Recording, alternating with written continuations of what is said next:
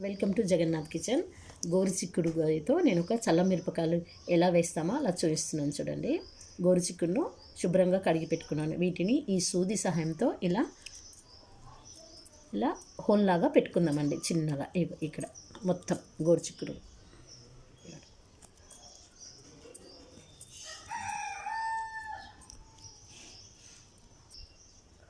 అన్నిటిని ఈ విధంగా పెట్టేసుకుందామండి. ఇదిగండి ఈ ఘాట్లు పెట్టడం ఎందుకంటే ఇందులోకి పెరుగు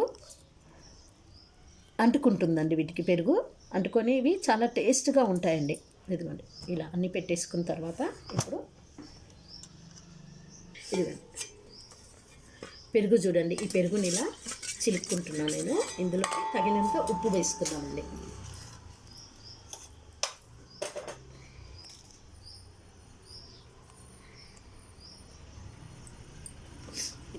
ఇది 1 లీటర్ పెరుగండి. నీళ్ళేమి కలపడం లేదు ఇందులో.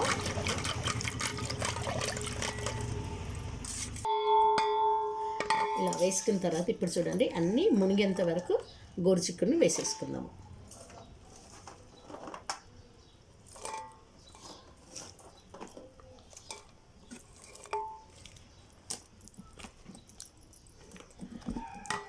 ఒకసారి కలిపేసుకుందామండి.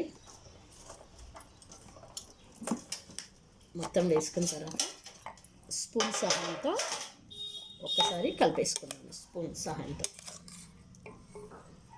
చూడండి పెరుగు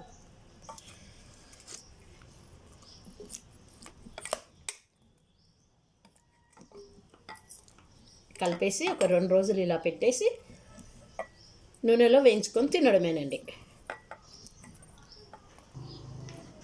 ఈ విధంగా ఇది 2 రోజులు పెట్టేసిన తర్వాతనే ఎండబెట్టేసుకొని ఎండిన తర్వాత నూనెలో ఫ్రై చేసుకొని తినడమండి. ఇది పప్పుచారులోకి చాలా బాగుంటుందండి.